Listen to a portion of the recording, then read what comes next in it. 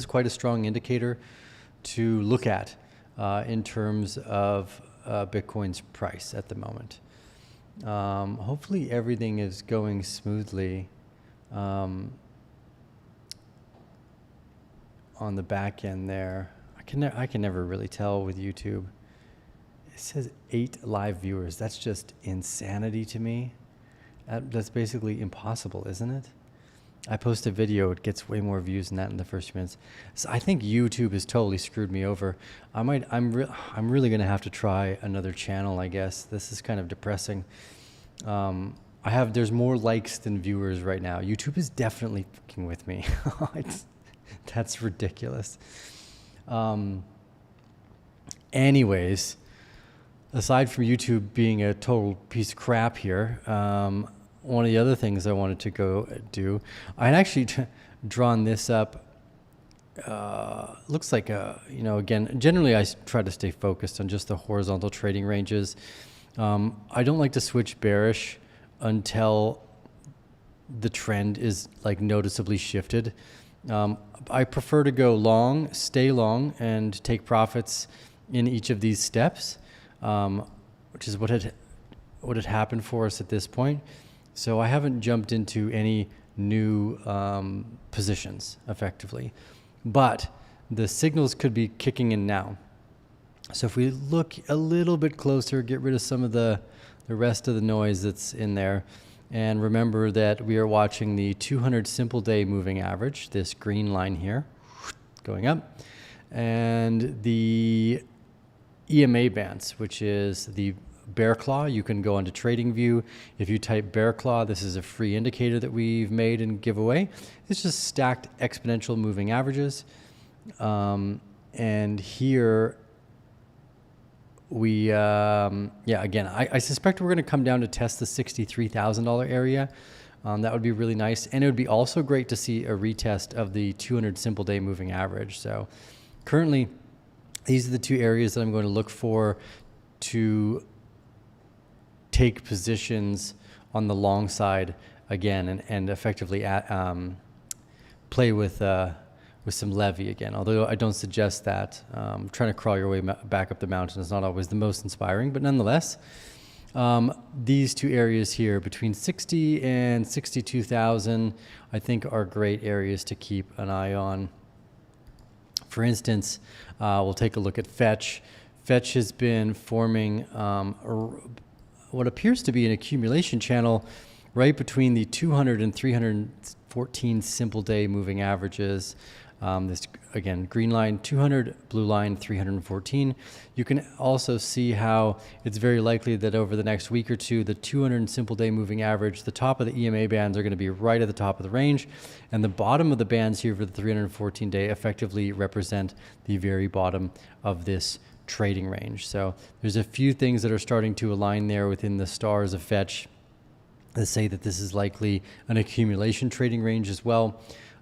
So not any indicators of bearish momentum to begin with. Now, I did point out the other day on the longer time frames here that because of the leverage that's in the ecosystem, generally speaking, the market likes to get rid of those. We looked at this before, which is fun. We'll go over it again. There's a ton amount of liquidations for long at the $30,000 area and a ton of liquidation potential at the $72,000 area. It's a lot more likely that we go to $72,000 first, wipe out all those liquidations. At that point, maybe we could see a shift in the trend and actually come back down to 30,000. That would be awesome. But until we see that the liquidations wiped out at 72,000 there, it's better to remain kind of bullish effectively, because this could turn into basically a spring and a test. And that's my current leaning, just because when you've got this much time in accumulation to get to this point. Now, someone had shared a video talking about the previous bull market cycle, and they were trying to compare this area here to the accumulation range that we're in now. And that just doesn't make any sense to me. This was a very, very short period of time, 100 days, basically, right? So you had 100 days in accumulation and 100 days to the upside, which is totally normal. But the difference is this is a much larger trading range. This is just longer. And usually when you have longer accumulation ranges, basically from the PSY to the SOS, that's 500 days. That's 5 times fucking longer than this tiny little accumulation range. So, and anytime I hear someone say the word manipulation, just assume that they don't know what they're talking about. Market manipulation just means people buying and selling, which is not manipulation. That's just how markets work. So if you're calling something which is just how something works manipulation, I tend to think you don't really know what you're talking about, at least on the longer time frames.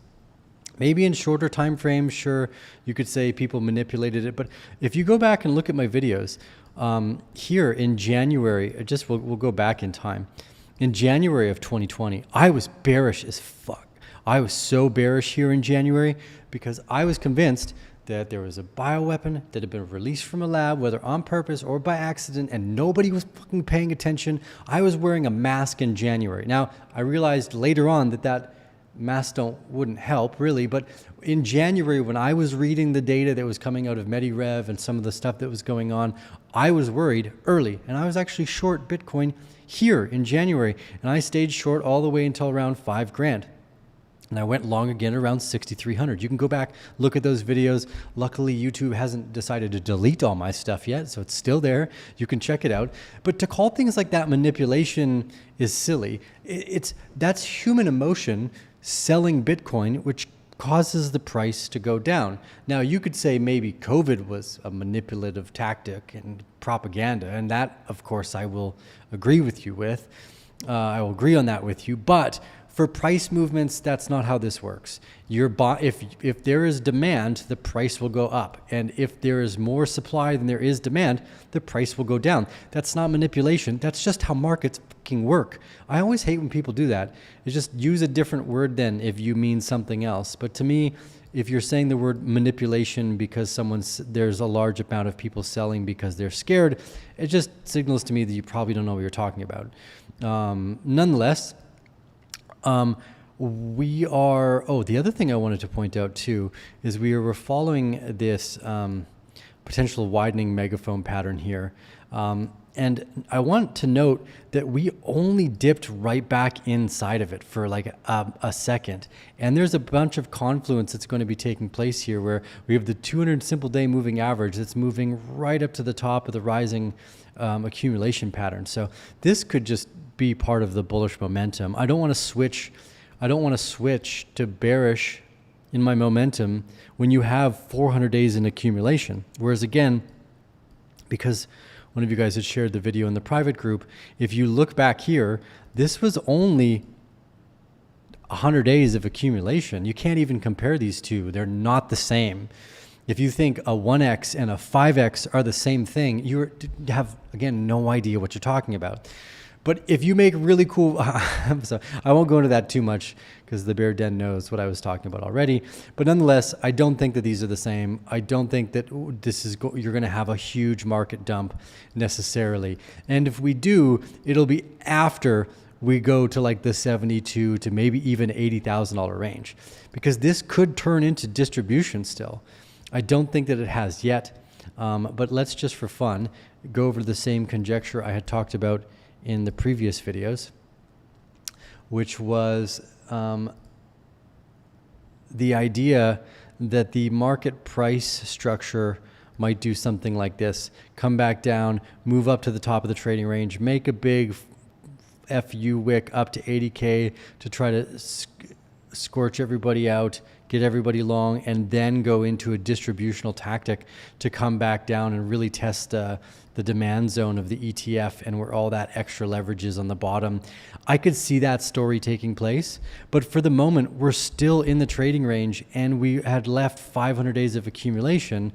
And at least from all the homework I've done, if you have basically 400 to 500 days of accumulation from the start of the SOS phase, you should have another 500 days of breakout, and we're only 280 days into this. So in October, I said expect 500 days of market upcycle.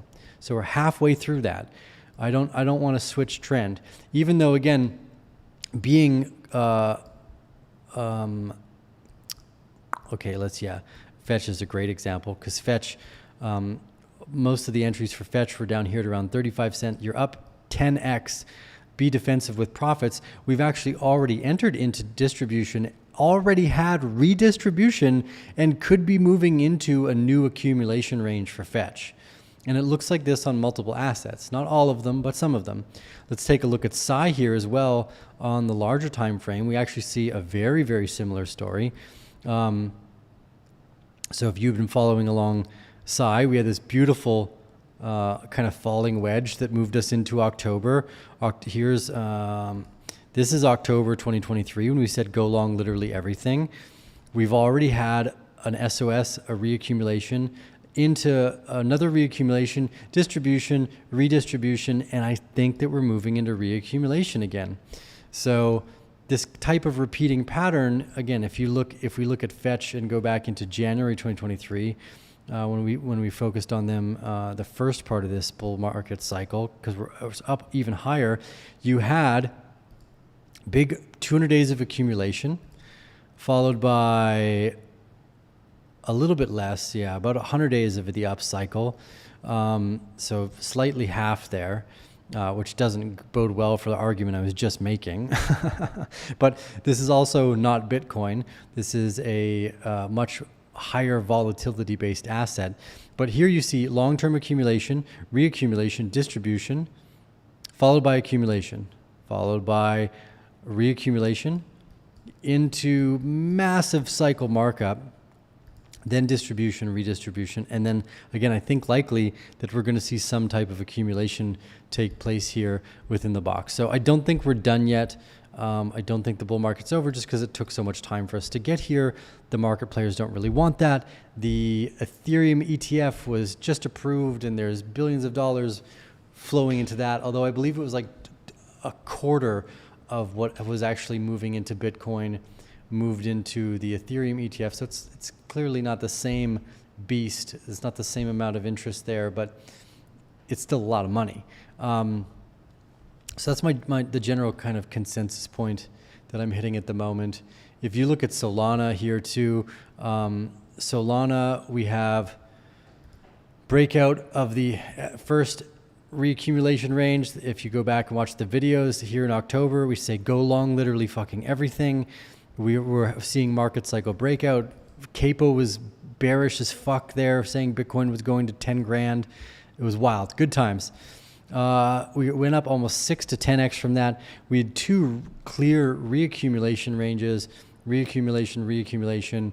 Now, what's interesting here is this could actually be reaccumulation after decline. Now, there's a very real argument that we are already in accumulation for Solana as well, and basically have just formed a type of double bottom on Solana's bigger range. Now, if I go in here and I drop the bear claw in, I would like to see a retest of the bottom of the EMA bands and maybe even the 200 simple day moving average at $1.47 before, and then I think we're going to go up into around the $220 mark. Now again, once we get to the top of the range, we're going to readjust our thesis from there, but I think pretty much everything's going to go back to the top of the range of where it was at. So here's Avalanche on the daily as well. For instance, nice falling wedge pattern into the first reaccumulation. You can go back in the videos. This one we nailed perfectly between October and November, the first part of the upcycle into this trading range. The secondary trading range we got as pretty decently. I actually made a mistake for the first part of this because I was looking at it in a bit too small of a time frame, but nonetheless, the second portion of this trading range still took off for us.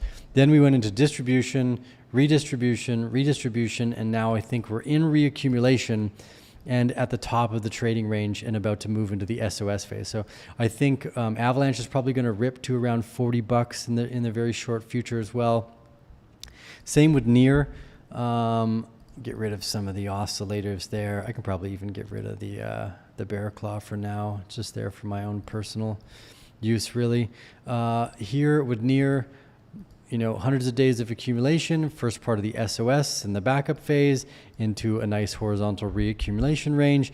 Boom, distribution, boom, distribution. But this could just actually be the bottom of the trading range. There's very high likelihood that what we're witnessing, it was just a spring and a shakeout before we move to the top of the box here. So I think pretty much everything's going to be moving back to the top of the trading ranges. And then from there on out, you're going to want to be super defensive with taking profits, because that's it. It's not going to go too much higher. So, and that means that even if it doubles from there, let's say it goes to $16, you should be getting out everything that you possibly can, because that is just, we're so high up into the market, and it's quite late too. Remember that we've had 300 days of accumulation for near before we're in around 200 days of the market cycle breakout for it as well. So good to keep that in mind, that it looks like everything's going to return to the top of the box. So hopefully, if you didn't use stop losses and you were worried about positions and profits, you're going to get one last chance to take those profits out of the market and secure yourself a nice bag. Now, again, I did make a mistake here.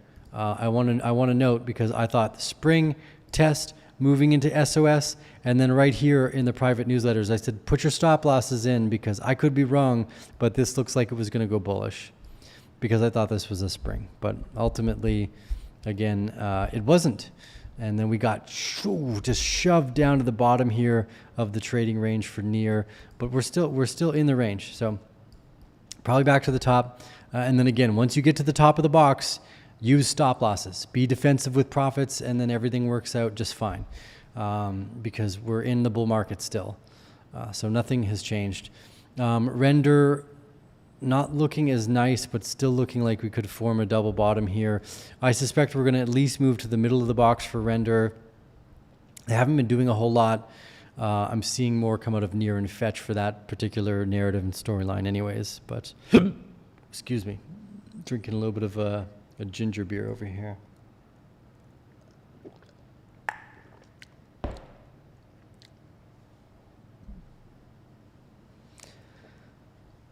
Okay. I want to take a look at gold, because gold is still peaking out, remembering that we have basically a decade long of reaccumulation. This looks like a perfect cup and handle to me. This is textbook trading effectively. I think the narrative of dollars dying is starting to hit the common streets. I think a lot of people just recognize that dollars are worthless and assets are the only things that you want. People are wising up. They usually do eventually wise up, and then everything kind of rebalances itself out. So I suspect gold is going to continue its run, and that's going to coincide Bitcoin as well. Now, the S&P 500 today, though, not looking as good, but the oscillators, at least the stochastic RSI on the daily, is totally reset. It could bounce down and go a little bit lower. If we look on the 4-hour here and get rid of the oscillators, we are right at the bottom of the EMA bands. Like I said, for the month leading up to this, I thought that as soon as we got near this 570 point mark, we were going to start to see some volatility and the likelihood of an accumulation range take place and build here. So this could just be that we see a larger volatile accumulation range take place here. And that could be that it goes to, just let's call them trading ranges from now on, because I'm not clear that it's an accumulation range. It could be distributional. It could come down afterwards. But effectively, I think we're about to see a fairly volatile trading range here, stuck kind of below the 570 point, something like this. So that still looks true to me. I don't see anything that's out of the ordinary for what we had thought would happen. And we're right at the bottom of the EMAs. Now, if we fall out of the EMA, there's a long ways to go down, basically to let's see on the daily here. Daily will give us a bit of so on the daily, we have confluence again with the EMAs at 529. But if we have to come back down and test the 200-day moving average, it's a huge downside. I don't think that's what's going to happen. I think that they're going to come in and try to save the markets for the last little bit of this election. I think the next CPI data that we get is going to show a big drop. I think velocity in currency, especially in the United States, is just at a dead standstill. I think they're going to basically prop these markets up. So last part of the conjecture there is just we see a trading range form below the 570 point mark, and we stay kind of stuck there, consolidating for the next month or two. And in that period of time, I think Bitcoin is going to give us our signal. But again, the fact that gold is already into its decade-long breakout, I think that narrative is going to continue to drive. There are very few things that other countries can trust each other for. If everyone is realizing that all these countries can just print money at will, and that they're all printing money kind of randomly at will, then why would they trust each other for their poor accounting methods? There are very few things that they can trust. Energy is one of them, which is one of the reasons why oil is so fucking valuable. Bitcoin is another great one because now it's trust technology, which is fantastic, especially if you have dictatorial people who might not trust each other. And gold, which is this long-term narrative here that's been building its storyline for quite some time. I suspect that this will continue. I suspect that it just took so long for this cup and handle to complete, and you've got a perfect, basically SOS phase taking place. Gold's probably going to double from here, or not from here, but from the $1,800 mark. So that's also what leads me to believe that the bull market's not done. Even if Bitcoin shoots up to 72 or 82,000 to come back down and fill the gap at around 40 to 30, it's still going to go to 125,000. But until then, this trading range is what I'm following, and I'm very confident that we're going to go up to the $75,000 to $80,000 range before we get any really clear indication of what's going on in the trading ranges themselves. That's about it at the moment. Let's take a look. I could maybe fire one or two other things off. Oh yeah, everybody always asks me to look at like Cardano and XRP and stuff like this, so maybe I should just make videos for them individually, hey? Would that make people happy? Probably. Try to make the people happy? It's always a good idea. I like happy people. Even if I don't agree with them, I like when they're happy. That's a total side thought. Why can't I find any of the Cardano or XRP on my list? I know I put them here somewhere. Okay, here's XRP. Okay, so basically XRP has done nothing for the entire 2023. Yeah, that sucks. Pretty much every other asset we've looked at since October 2023 is up like 3 to 5x. XRP, on the other hand, since our October 2023 go long everything is up 20%. That sucks. That's got to be kind of annoying. I don't see any great indicators here for XRP necessarily. Yeah, you could see a massive spike up. Sure, but not much.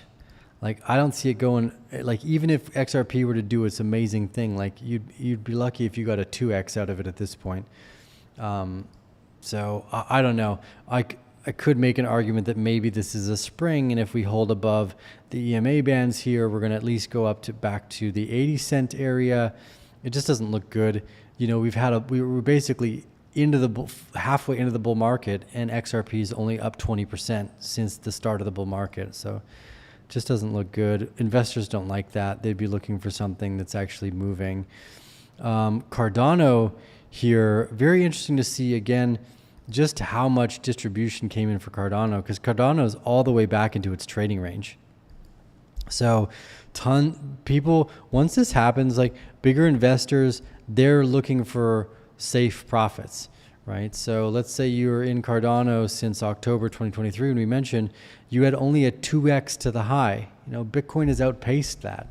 Why would you want to be in something like Cardano that has all of the asymmetric downside of a venture bet, only get a 2x, and then be all the way back down pretty much where we were in October? investors are just going to leave. They're going to look for something that has a better market price, because that's effectively what a price is, right? When Bitcoin goes up and it's up really high in price, that's like, it's the best marketing scheme that it can get away with, right? Is, holy shit, the price is so high. The price is always going up. It's been going up day over day over day. That's its marketing. So if an asset like Cardano, even if it's great, let's say it's like beta, right? It was like the best. It sounded so much better than tape. But if nobody's using it, it really doesn't fucking matter, right? So, and if the price doesn't go up high enough to entice investors, they're not going to buy it. They're just going to go, why would I want to stay with this beta when I got like an alpha Bitcoin here that's up significantly higher than that? From October to you're up basically 180x with no downside. They were just get out of Cardano as quickly as possible and move on to something else. And that's just how market works. It's not manipulation. It's just how people think, right? So it's it's important to keep that in mind. So both Cardano and XRP likely don't have the big investors' interest. Now, Avalanche, on the other hand, also pretty much all the way back down. Not in October, we were down at $13. So from our October 20th videos, when we said go long everything, we're still up 180%. That's basically the same as Bitcoin. So this is a much better marketing scheme. And not only that, it went higher. It went as high as 6x. Same with Solana, up near 6 to 10x, near 3 to 5x. This price is the marketing of these assets. And if the price isn't doing well, it's like having a fucking horrible marketing team, basically. Anyways, I'm going to leave it at that. It's a nice... I got the hiccups now, excuse me. A nice 40-minute video. Jesus, I just gave you guys 40 minutes of my thoughts and time. Thank you all for joining us. I'm going to end it off at that. We'll see you again on the next episode. I didn't read your guys' questions, but first off, thank you for sharing them.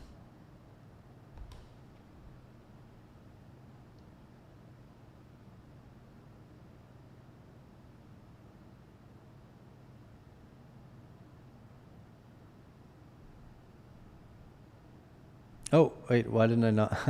I thought I hit the outro button. There you go. Just me staring at the screen for a second. Hey, see you later.